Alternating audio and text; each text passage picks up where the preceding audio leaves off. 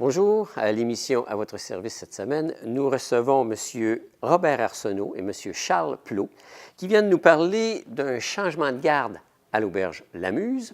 Nous recevons également M. Pascal Harvey qui, lui, vient nous parler d'une initiative charlevoisienne qui s'appelle Vise Charlevoix.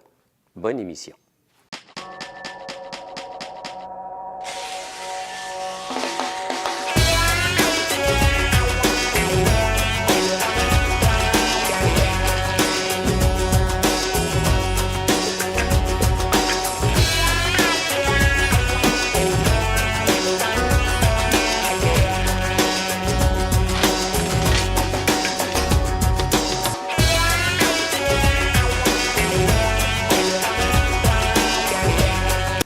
Alors, M. Robert Arsenault et M. Charles Plot, bonjour. Bonjour. Bonjour, Herman. Vous êtes ici parce que là, il y a une institution, qu'on peut dire, dans Baie-Saint-Paul qui change de main. M. Arsenault, vous vendez votre commerce, puis M. Plot, vous êtes l'acheteur du commerce. Exact. On parle ici de l'auberge Lamuse et bien sûr du restaurant Le Bouquet. Oui. Oh, après 30 ans. Après 30 ans, oui, exactement. Je suis arrivé ici en 1986 par hasard. J'avais vendu mon commerce à Montréal, je suis un Montréalais, mais là, ça fait 30 ans que j'habite à Vous êtes dans charlevoisien? Là, je suis plus charlevoisien, c'est ici que j'ai vécu le plus longtemps dans ma vie. Baie-Saint-Paulien? Baie-Saint-Paul. Vous êtes un loup, là, vous êtes devenu un loup? En fait, ma petite maison aux éboulements, puis le commerce ici. Au début, j'habitais Baie-Saint-Paul. C'est ça. Donc, en partant du centre-ville de Montréal, je ne pouvais pas m'en aller en campagne. Il fallait que je sois au centre-ville. Donc, je suis allé au centre. C'est le centre-ville de Baie-Saint-Paul qui m'intéressait. Mais, en 86, quand je suis venu ici, je suis arrivé à... C'était la fête de la Saint-Jean-Baptiste, OK, le 24. Et j'avais un ami à Montréal qui m'a dit « Viens faire un tour, viens voir ça, Baie-Saint-Paul. » Moi, j'étais dans mon année sabbatique que je me donnais pour avoir vendu. Alors, j'arrive à Baie-Saint-Paul. C'était, à l'époque, ça s'appelait Le Flâneur. Il ouvrait. Aujourd'hui, ça s'appelle Orange Bistrot. Alors, c'était plein de monde sur la terrasse. C'était la première terrasse à Baie-Saint-Paul. Je dis, c'est le fun, là. Je me promène partout dans Baie-Saint-Paul. J'aime ça. Ce qui m'a frappé le plus à Baie-Saint-Paul, c'est l'Accalmie.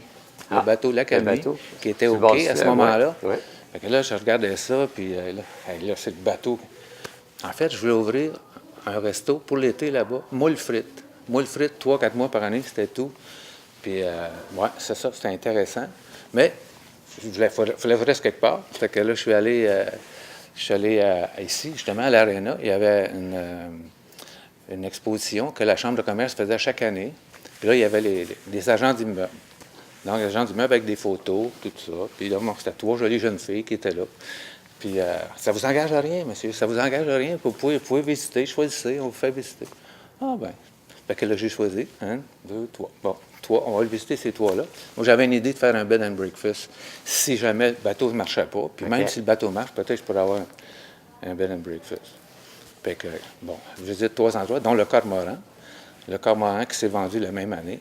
Moi, je suis tombé en amour avec cette maison-là. C'est au centre-ville. Là-bas, c'est un peu trop loin. Oui. Fait que ici, la dame qui était là, Mme Alice Simard-Lavoie, je suis tombé en amour avec cette madame-là. Elle avait 77 ans, puis elle était tellement charmante. Puis la maison, là, c'était coup de foudre. Avec elle, c'est une maison qui a de l'âge aussi, là. Bien, la maison, elle date de 1881. Wow. Et puis, elle est venue au monde là, la madame. Tu sais. Ça appartenait à son père. Puis son père avait ouvert le magasin général qui s'appelait La Halle, qui était très connu à l'époque. Et ça va revenir au bateau. OK? Le bateau, j'avais fait toutes les démarches. Les démarches pour... on était rendu chez le notaire, j'avais le steering. La roue. La roue du bateau. Les hublots en cuivre, là, tout ça. Puis avec le propriétaire de l'époque. Puis finalement, on a fait des recherches aussi avec le notaire ici, avec France Dufour. Et puis, on s'est aperçu que pour avoir le permis de boisson, parce qu'avoir boule frite, ça prend une bière avec ça, il fallait un permis. Moi, je pensais, étant donné que les bateaux, tu sais, il n'y a pas de taxe là-dessus, tu te promènes dans l'eau, tout ça. OK. Quand il navigue. Oui, quand il navigue. Mais là, comme il était là, il était dans l'eau. À marée haute, il était dans l'eau. À marée basse, il n'était pas dans l'eau. Donc, elle a fait des recherches. Donc, ça revenait à la loi dans le temps des seigneuries, que le terrain appartenait aux propriétaires riverains jusqu'à ce que l'eau, à marée basse, aille au ventre. Hauteur d'un cheval. au ventre d'un cheval blanc, je pense. Oh, wow. Bon. Cheval blanc. Cheval blanc, en tout cas. C'était à vérifier, la couleur. Là, hein. Fait que, mais le propriétaire riverain, il n'a pas voulu. Ah, déception. Donc, il a arrêté le bateau, il a acheté la maison, fait le bed and breakfast en 86, le 1er décembre, signé avec Mme Simard, Mme Alice Simard. Et puis, c'est ça. Il a fait les rénovations pendant l'hiver. Et au mois de mai 87, c'est ce qui fait qu'aujourd'hui, là, ça fait 30 ans, au mois de mai 87, j'ouvre la Muse, Couette et Café. Oui. Là, c'est devenu Ça, c'est votre raison principale d'être à Baie-Saint-Paul pour les 30 Le bateau, il n'y avait plus rien à faire avec ça. Parlant de bateau, c'est un gouvernail tantôt. Là, le gouvernail. Voilà. Mais là, on est des passionnés si on se lance comme ça. Oui, c'est ça. Hein? C'est ça. Puis pour transférer le tout, il faut être passionné aussi, je pense, à quelque part. En fait, pour reprendre le flambeau, puis reprendre tout ça, oui, il faut être passionné, il faut en avoir envie. Quand on dit à nos amis, on veut acheter une auberge, un restaurant, tout le monde te regarde et dit, bien là, c'est un contrat, ça, vous n'aurez plus de vie. Connais-tu ça? Exactement. Mais c'est sûr qu'il faut être passionné. C'est sûr qu'il faut en avoir envie parce que c'est ouvert 7 jours par semaine, c'est du matin au soir, c'est d'accueillir les gens, c'est d'être content d'accueillir les gens aussi. Donc, il faut vraiment être passionné pour le faire. Ouais. Parce que vous venez d'un autre secteur. Là, complètement. Moi, je viens... au départ, on avait une entreprise familiale. Mon arrière-grand-père était dans la ganterie. Mon grand-père a commencé à faire des gants dans un poulailler à Loretteville. Ensuite de ça, mon père est venu là-dedans. Je me suis joint à mon père. Mon père a pris sa retraite. Puis là, on a développé l'entreprise en santé et sécurité au travail. Donc, on a fait ça jusqu'en 2006, où là... J'ai été acheté par une compagnie qui était pan-canadienne, en fait, qui était une compagnie internationale, mais qui voulait développer ce secteur d'activité-là partout au Canada. Donc, j'ai travaillé avec eux pour 3 ans. Puis là, je me suis demandé, bien, qu'est-ce que je pourrais bien faire? Parce que je n'étais pas prêt à arrêter. À cette époque-là, j'avais 45 ans. Donc, c'est vrai que ça a été long quand même, là, quand je pense à ça. Mais, ouais. Fait qu'on je voulais avoir quelque chose ici dans la région de Charlevoix parce que je suis vraiment tombé. Au début des années 2000, j'ai commencé à venir au Massif, puis je suis vraiment tombé en amour avec la région, autant en été qu'en hiver. Donc, j'ai commencé à m'implanter ici tranquillement. Puis là, je me suis installé à Petite-Rivière-Saint-François. Puis, ben là, je regardais le projet de l'auberge et du resto. C'est un vieux rêve. J'ai toujours un peu rêvé à ça. Donc, il fallait commencer à chercher ça. Puis, il n'y avait pas nécessairement... Quand j'ai commencé en 2009 à chercher, il n'y avait pas vraiment rien de disponible à cette époque-là. Puis, fait je suis un peu passé à d'autres choses. On a été patient. Oui, c'est ça. J'ai été patient. Écoute, je suis passé par... on a fait un centre de plongée à Cozumel au Mexique dans l'entrefait, là.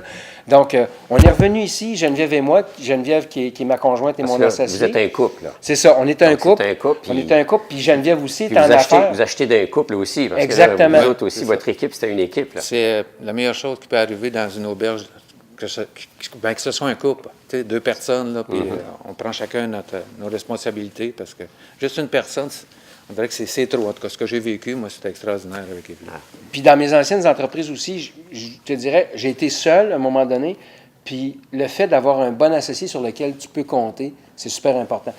D'autant plus, c'est ma conjointe, bien là, c'est merveilleux parce que, bon, on se divise les tâches, on prend chacun nos responsabilités, puis on se fait un petit meeting 1 fois par jour pour se dire, bon, ben là, toi, tu fais ça aujourd'hui, moi, je fais ça aujourd'hui. C'est vraiment passionnant.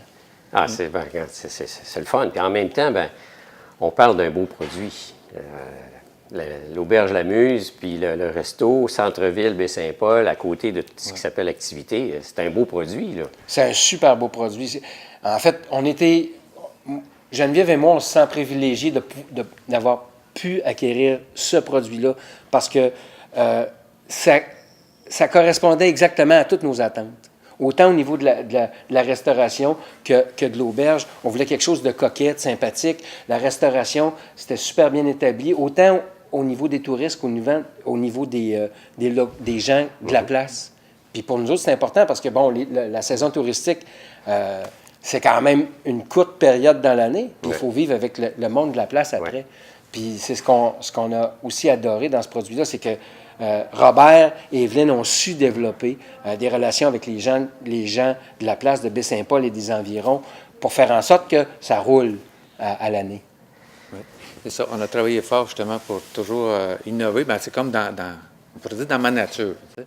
Dans ce sens-là, je peux entrepreneur, partir à zéro, partir quelque chose à zéro, puis là, tu sais, monter ça, imaginer ça, puis travailler justement avec quelqu'un qui s'occupe plus des opérations. C'est pour ça qu'à partir de 5 chambres, tu sais, c'est monté à 10 chambres. C'est ça, c'est la partie modeste, tout ça. C'est ça. Puis avec les moyens du bar, puis tu sais, là, tu ne donnes pas de salaire, hein, tu dis, bon, tu as réinvesti, on a réinvesti tout le temps, à venir jusqu'au 1er mai.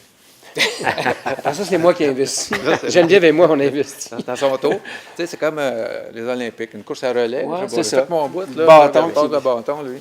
Quand vous aviez lancé tout ça, quand vous êtes venu vous installer avec l'auberge, est-ce que vous aviez idée, une vision de ce que ça aurait pu devenir? Est-ce que ce que c'est aujourd'hui, c'est réellement la vision que vous aviez au début ou ça a été... Pas du tout. Pas du tout? Pas du tout. Quand j'ai ouvert au début, en 87, comme vous dites, le Bed and Breakfast, en avant, j'étais associé à ce moment-là avec Guy Paquette. On a ouvert une boutique qui s'appelait Val Design. Donc, la boutique Val Design, bien, tu sais, j'avais déjà eu, comme je disais tantôt, une boutique à Montréal. Là. Et puis, c'était le genre tu sais, avec bijoux, accessoires, mais très design. C'était trop en avant, là, ici. Là, tu sais. Bon, en tout cas, moi, comme Montréalais, à Montréal, on travaille 12 mois par année. Tu sais. Mais ici, j'arrive, puis rendu au mois de septembre, là, et là, où est-ce qu'ils sont, le monde? Mais les saisons étaient moins longues dans ce temps-là. Tu sais, ça commençait à Saint-Jean-Baptiste, puis à la fête du travail, là, il n'y a plus personne. Fait que là, il fallait que je me trouve quelque chose à faire. Bien, finalement, j'ai trouvé des associés, puis on a acheté le Château Morin à l'époque. Ça s'appelait Château Morin, aujourd'hui, qui s'appelle la Grande Maison. Ouais. Fait que là, on a parti ça, puis à un moment donné, bon, il est arrivé des affaires, bon, OK, ça n'a pas été ça.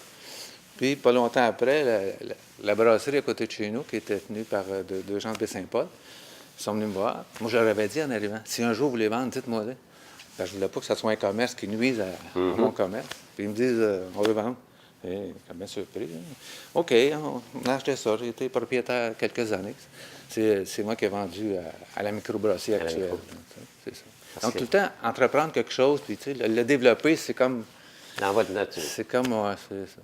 Et puis, je peux dire aussi que, je ne sais pas si on peut en parler, mais je me suis beaucoup impliqué socialement aussi, au niveau du développement touristique.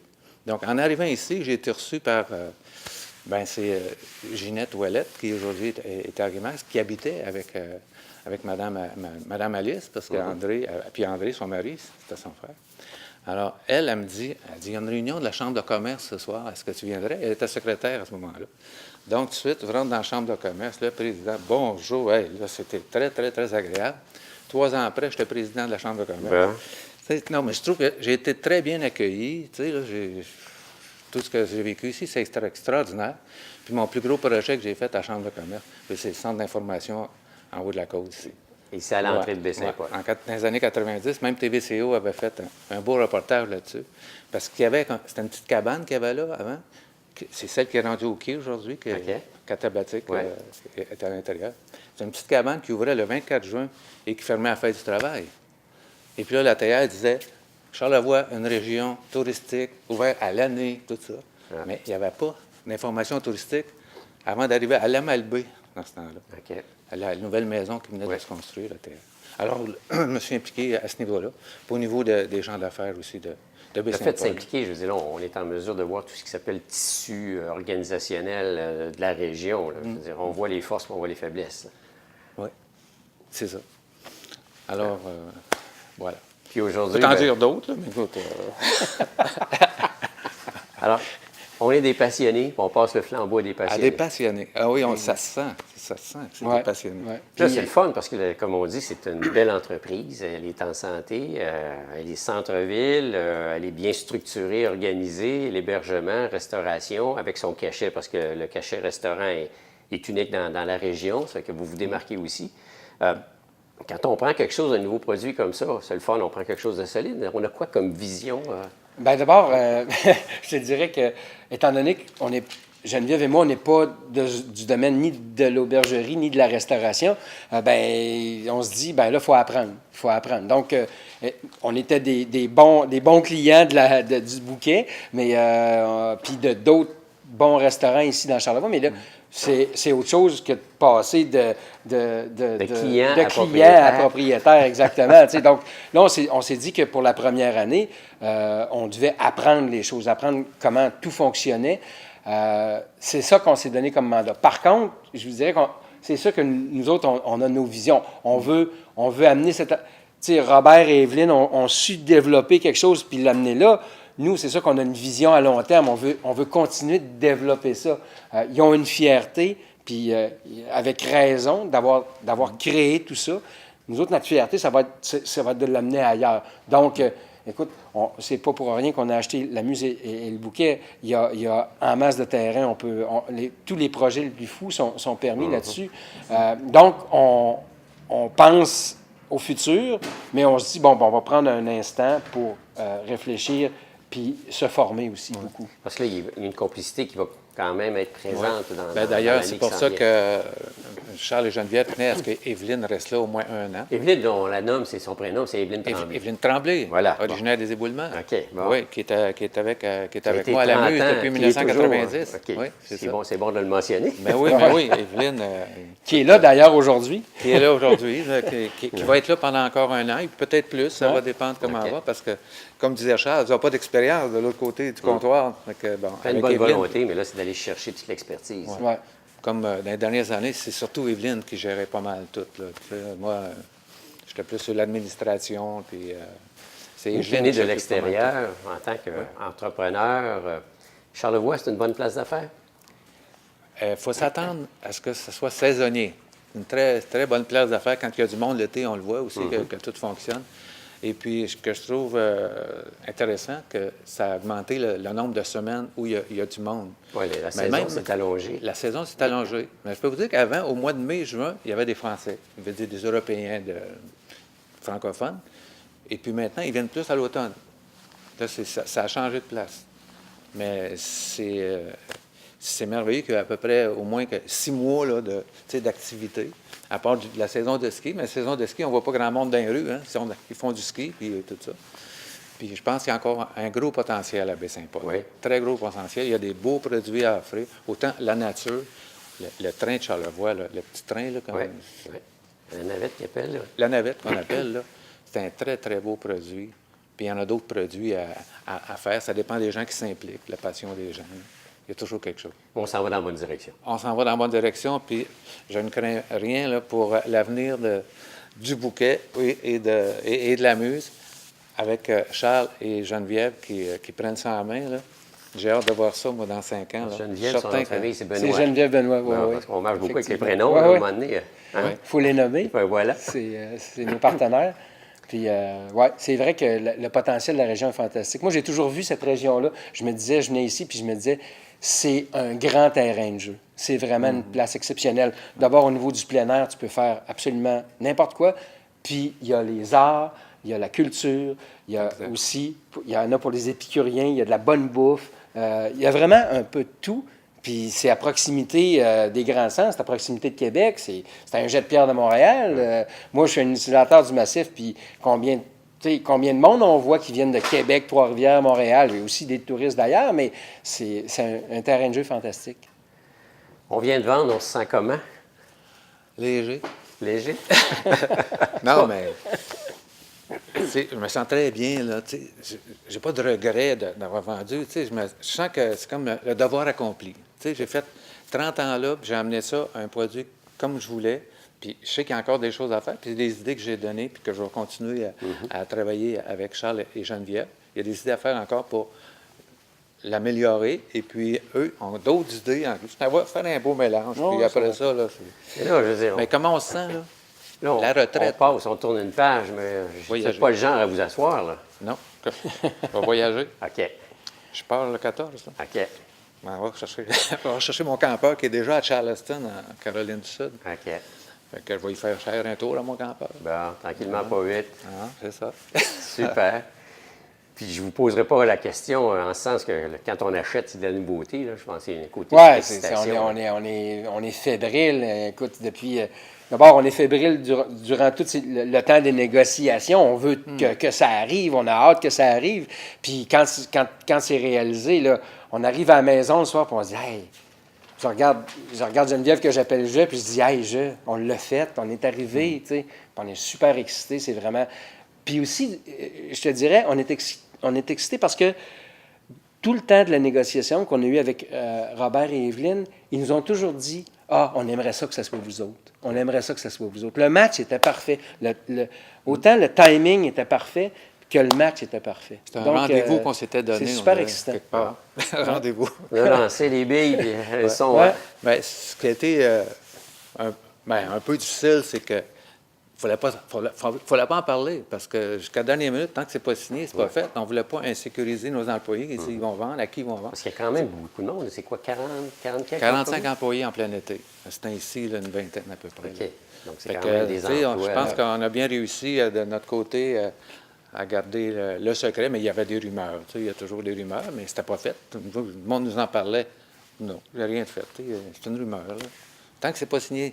Hein? C'est pas signé. Il faut signer. Quand ça a été signé, le 1er mai, quand on a signé, à midi et demi, midi et quart, à peu près, dans l'après-midi, on rencontre nos employés. C'était prévu qu'on avait une rencontre, mais c'était pas... Bon, en tout cas, les employés, après ça, bon, on a rencontré les journalistes. Puis là, c'était cette journée-là qu'on annonçait ça. Voilà. Si on avait une signature à donner à l'auberge et au restaurant, ce serait quoi? Wow, bonne question. Hey. Tu sais, que la qualité du service et des produits, c'est notre priorité. Et je sens que Geneviève et Charles, c'est la même chose. Qualité, confort, Qualité, originalité. confort, que les clients, tu sais, on organise les chambres, on les rénove, on les a toujours tenus très, très, très propres, puis aussi changer les couleurs, puis changer, tu sais, mettre ça toujours au goût du jour, là, pour que le client soit satisfait, puis qu'il vienne nous dire en partant, « Hey, c'est parfait chez vous. » C'est cette satisfaction-là, quand tu fais une auberge ou un endroit où tu reçois des gens, que les gens, ils partent, puis sont contents, puis ils veulent revenir. Oui, puis c'est notre priorité aussi. Je dirais que de voir que tu as su donner quelque chose à quelqu'un, que ça l'a satisfait, que ça l'a amené ailleurs, que ça lui a fait goûter des choses, que ça... C'est vraiment le contact direct aussi. Étant donné que je dirais pas que c'est une petite entreprise, c'est une moyenne entreprise, tu as un contact direct avec les clients. Puis ça, pour nous autres, c'est bien important. En tout cas, pour Geneviève et moi, c'était primordial d'avoir quelque chose où on pouvait avoir sentir le pouls direct. Exactement, de la clientèle. Puis de rendre les gens heureux. Ça, c'est On va se super. laisser là-dessus. C'est que du bonheur, quoi. Que du bonheur. Que du bonheur. Charles Plot, nouveau propriétaire, bonne chance avec Geneviève Benoît. Merci beaucoup. Puis vous, M. Arsenault, on va vous dire bonne retraite. Ennuyez-vous pas trop, mais si vous vous ennuyez, vous venez nous voir. Absolument. Merci beaucoup, Herman. Plaisir. Merci, Herman.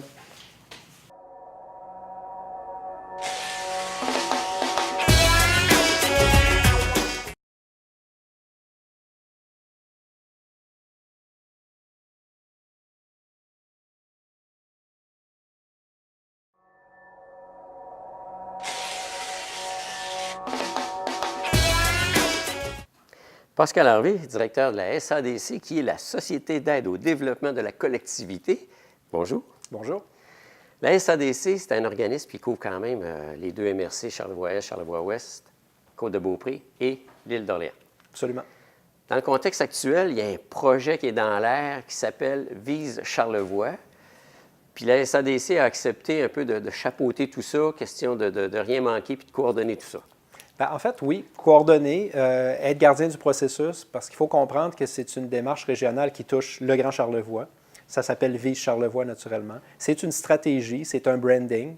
Le logo est déjà déterminé, le logo est déjà dessiné. Donc, on est à l'an 1 du projet, mais il y a eu une année zéro qui a permis quand même d'avancer. Au départ, à l'origine, les gens de Place aux Jeunes sont venus nous voir, les agents de migration, pour nous dire, quand on sort à l'extérieur, on fait office un petit peu de parents pauvres, on se compare à la Gaspésie, au Bas-Saint-Laurent, à la Côte-Nord. Eux arrivent vraiment équipés avec des outils de communication qui font qu'ils sont séduisants dès le départ. Nous, on l'est peut-être moins. Donc, pour séduire, il faut être séduisant à la base. Fait qu'on avait saisi ce message-là. Ça se passait dans la mouvance où on venait de terminer le projet de prospective territoriale. Donc, on s'est dit, on va faire un premier projet, on va débuter un premier projet, mais on va le débuter à hauteur humaine, c'est-à-dire qu'on va s'allier peu de partenaires pour commencer, puis on va s'ajouter ou se greffer des partenaires au fur et à mesure. C'est exactement ce qu'on a fait. Donc, au départ, pour Ville Charlevoix, il y avait la Chambre de commerce, Place aux jeunes et nous, la SADC, qui avons planché sur un projet. Il y a eu des actions qui ont été posées.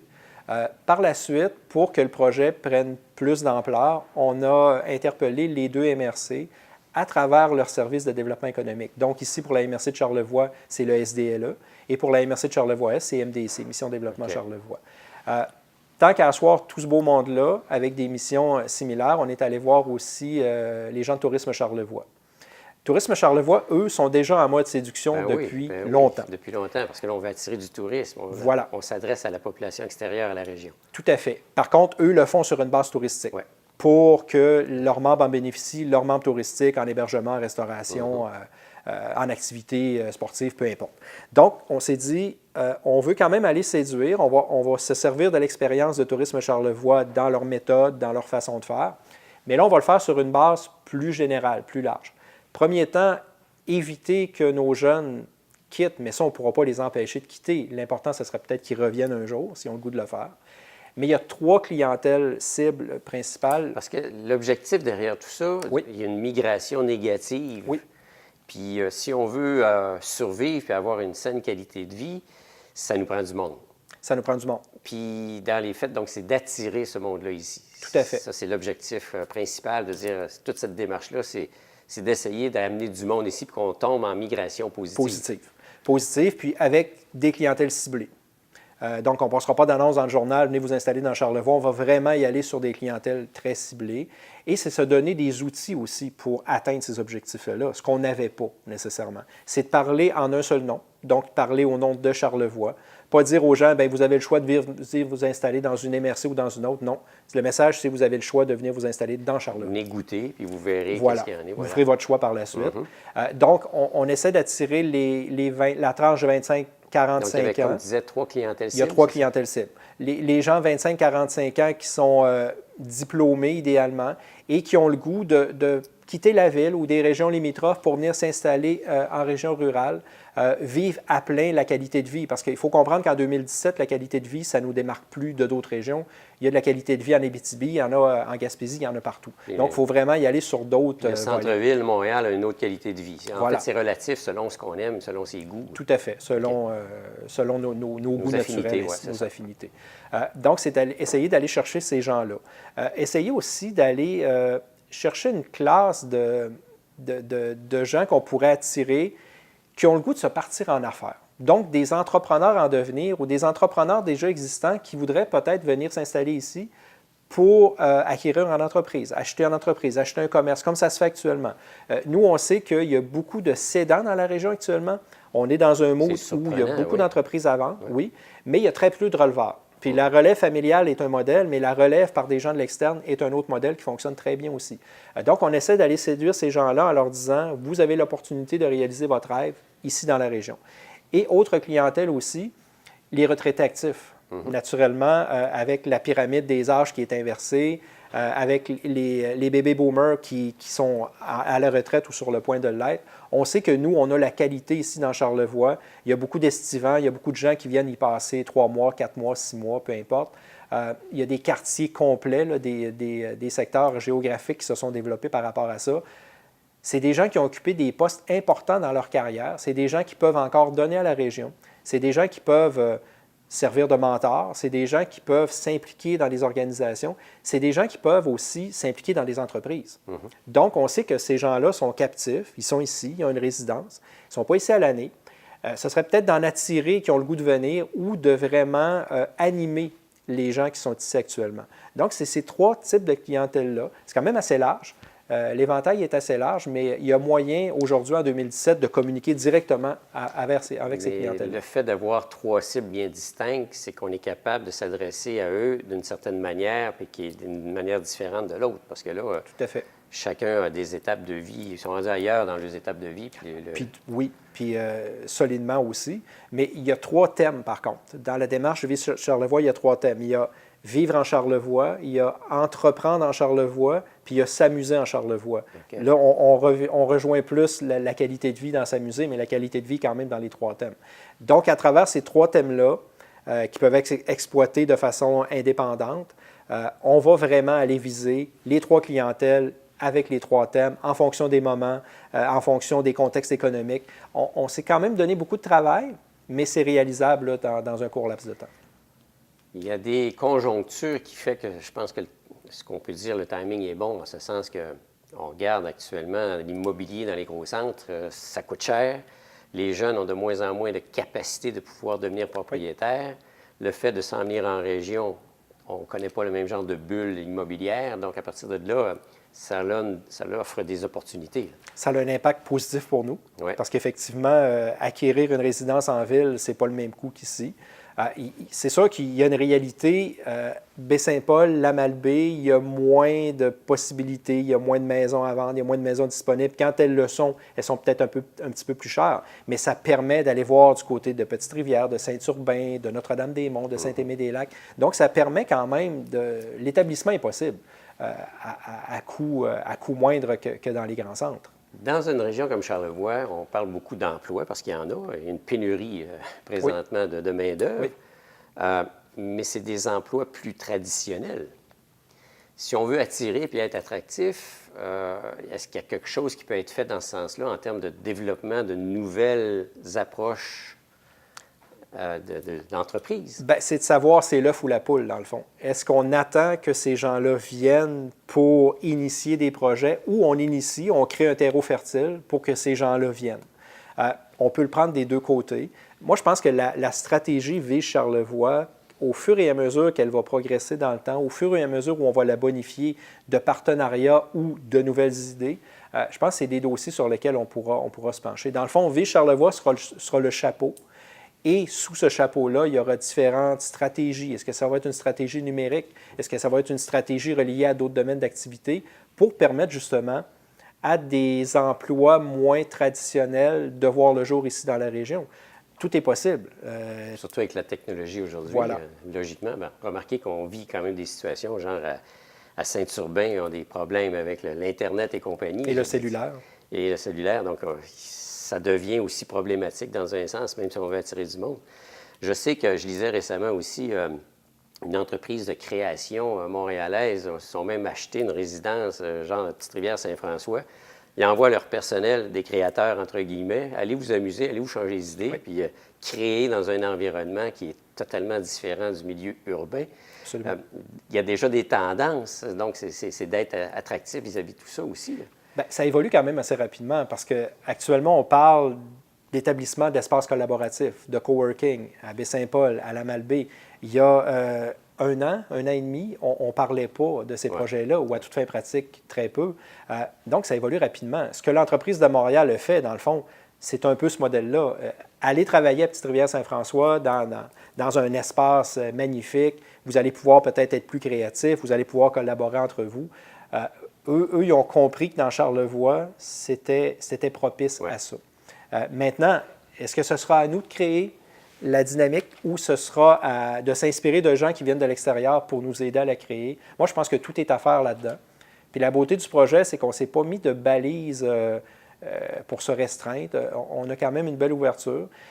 Actuellement, il y a un modèle de financement qui est très simple. Pour la première année, dans le fond, c'est que c'est les deux MRC et la SADC qui seraient les 3 bailleurs de fonds.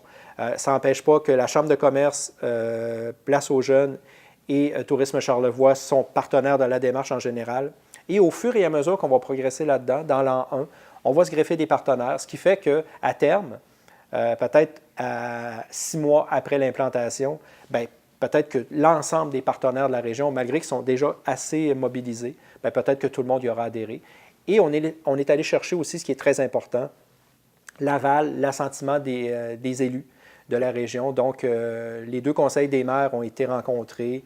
La démarche leur a été présentée. Donc, il y a un commitment humain qui est là parce qu'eux vont devenir des ambassadeurs, veut pas.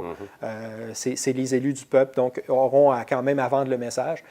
Puis, ce qui est rafraîchissant, c'est que c'est un message unique. Parce qu'il ne faut pas se leurrer. Il y a une tendance, parce que les villes sont attractives. Oui. Donc, tout ce qui s'appelle région se dépopularise, c'est ça.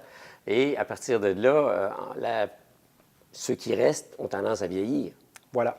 Alors là, il faut comme modifier ce tissu-là. Ben, faut un petit briser peu la à tendance. contre-courant, là, c'est ça. Là. Absolument, il faut En briser même la temps, tendance. c'est d'identifier d'autres tendances urbaines qui ne font plus l'assentiment de tout le monde pour dire, sortez donc de la ville, venez donc nous voir, vous allez voir, il se passe d'autres choses. Et le défi qu'on a, c'est que toutes les régions veulent être attractives. Ils ont les problèmes, ils vivent les mêmes problèmes que Charlevoix on vit. Donc, beaucoup d'emplois disponibles, peu de gens pour les créer, ou souvent, c'est peut-être des gens qui ont moins la compétence pour le faire. Donc, on essaie en essayant de conserver nos jeunes, en essayant d'aller les rejoindre, parce que comme on le disait tout à l'heure, les jeunes qui quittent la région, ils ont une raison de le faire, on ne peut pas les empêcher. Par contre, on souhaiterait qu'à un point de leur carrière, ils puissent revenir pour bonifier. Puis je sais qu'il y en a. Moi, je parle à des collègues avec qui j'étais au secondaire à l'époque, qui sont à l'extérieur, à Montréal ou en banlieue, peu importe, puis qui souhaitent, ils ont acheté des terrains ou ils ont acheté des maisons déjà existantes, puis ils ne veulent pas attendre d'être pleinement à la retraite pour venir parce qu'ils veulent apporter économiquement à la région, ils veulent apporter quelque chose. Donc, donner ce qu'ils ont reçu, dans le fond. Un juste retour, dans le fond. Regarde. C'est captivant tout ça parce que c'est de la mouvance, oui. c'est de l'humain, oui. C'est une qualité de vie, c'est des revenus, c'est du salaire, c'est des vies, c'est des familles, c'est tout le tissu social qui, dans le fond, par ces gestes-là, vont avoir des bénéfices ou des retombées négatives. Mais ce qu'on souhaite, c'est tout ce qui est positif. Là. Puis c'est pas une recette magique. Non. On ne réglera pas tous les problèmes tout de suite, mais on essaie du moins de mettre une stratégie en place pour essayer d'y répondre minimalement. On est conscient. Oui. Donc, par le fait qu'on est conscient, au moins, on peut bouger sur des choses. Voilà.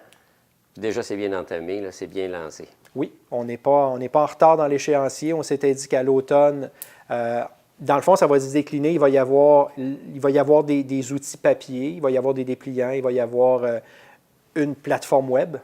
Il reste encore à déterminer quel sera le modèle.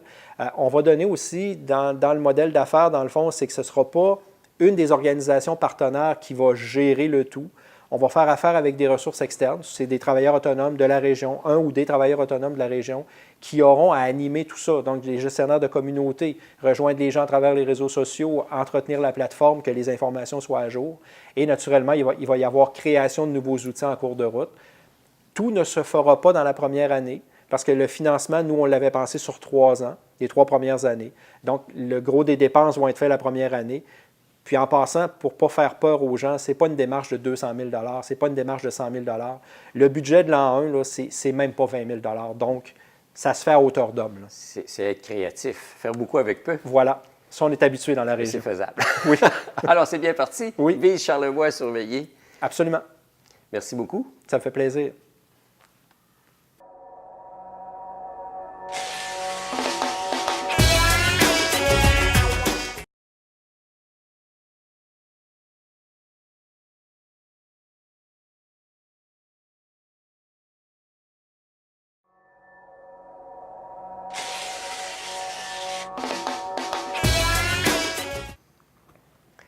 Voilà, une autre émission à votre service qui s'achève. J'espère que le contenu de cette émission vous a plu. Merci à nos invités. Merci à la Bibliothèque René Richard qui nous accueille de semaine en semaine pour l'enregistrement de cette émission. Parlant de l'émission à votre service, si vous avez des sujets que vous aimeriez discuter, contactez-nous à TVCO au numéro 88 435 5134. Je vous donne rendez-vous la semaine prochaine, même heure, même poste, comme on dit. Gardez le sourire, il fait beau à l'extérieur en espérant que ça continue. Ne désespérez pas, le printemps est à nos portes. Bonne semaine.